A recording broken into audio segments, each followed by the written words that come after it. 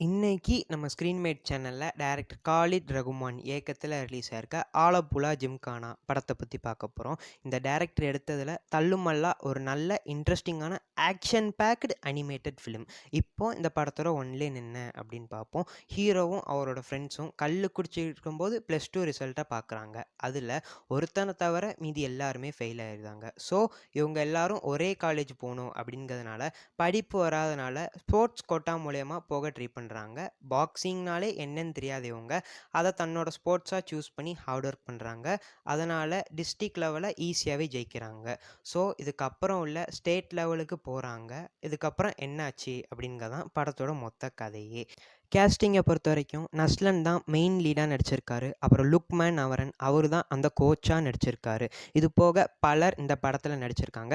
நடிச்ச எல்லாருமே அவ்வளோ சூப்பராக பெர்ஃபார்ம் பண்ணியிருந்தாங்க. எந்த அளவுக்குன்னா யார் மெயின் லீடுன்னே தெரியாத அளவுக்கு நடிச்சிருந்தாங்க. இருந்தாலும் நம்ம ஏன் நஸ்லனை மெயின் லீடுன்னு சொல்கிறோம்னா அவர் ஃபேஸு தான் ஒரு கமர்ஷியல் வேல்யூடு ஃபேஸ் அப்படிங்கிறதுனால மட்டும்தான். படத்தோட ஃபஸ்ட் ஆஃப் ஃபுல்லாகவே ஃபேமிலி, ஃப்ரெண்ட்ஸ், காமெடி அப்படின்னு இந்த செட்டிங் ஆஃப் ஃபேஸில் ஒரு மாதிரி ஸ்லோவாக போன மாதிரி இருந்துச்சு. ஆனால் செகண்ட் ஆஃப் ஃபுல்லாகவே அந்த ஸ்டேட் லெவல் ஃபைட்டை சுற்றி நடக்கிற ட்ராமா அப்படின்னு ரொம்பவே சூப்பராக இருந்துச்சு. படத்தில் வர ஃபைட் சீன்ஸ் எல்லாமே அவ்வளோ ரியலிஸ்டிக்காகவும் மாஸாகவும் இருந்துச்சு. கேமரா ஆங்கிள்ஸ், அதாவது ஒரு சீனோ ஃபைட்டோ நடக்கிறப்போ கேமராவை எங்கெங்கெல்லாம் வைக்கணும் அப்படிங்கிறது டைரக்டருக்கு ரொம்பவே நல்லா தெரிஞ்சிருக்கு.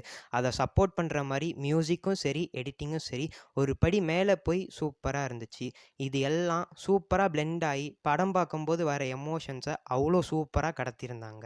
எக்ஸாம்பிளுக்கு நம்ம ஸ்கூல்லேயோ காலேஜ்லேயோ டோர்னமெண்ட்டுக்கு வெளியே காம்படிஷன் போகிறோம்னா நம்ம எந்த அளவுக்கு கான்ஃபிடெண்ட்டாக இருந்தாலும் நம்ம டீம்மேட்ஸ் தோக்கிறத பார்த்ததும் நமக்கு ஒரு பதட்டம் வரும்.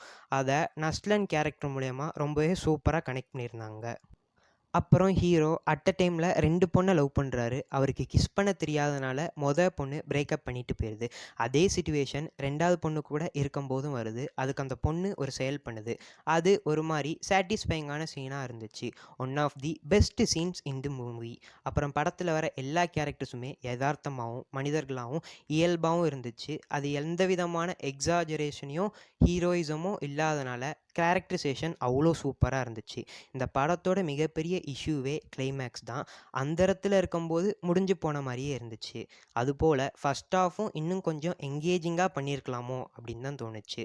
ஸோ டெக்னிக்கலி சவுண்டான இந்த படம் இன்னும் கொஞ்சம் எங்கேஜிங்காக எடுத்திருக்கலாமோ அப்படின்னு தான் தோணுச்சு.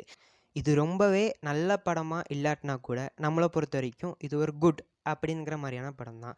இப்போ இந்த படம் தியேட்டர்ஸில் ரிலீஸ் ஆயிருக்கு. தமிழ் டப்பிங்கில் அவைலபிள் இல்லை. டைரக்ட் மலையாளம் வித் சப்டைட்டில்ஸ் படி தான் ஓடுது. ஃப்ரீயாக இருந்தால் போய் பாருங்கள். தேங்க்யூ.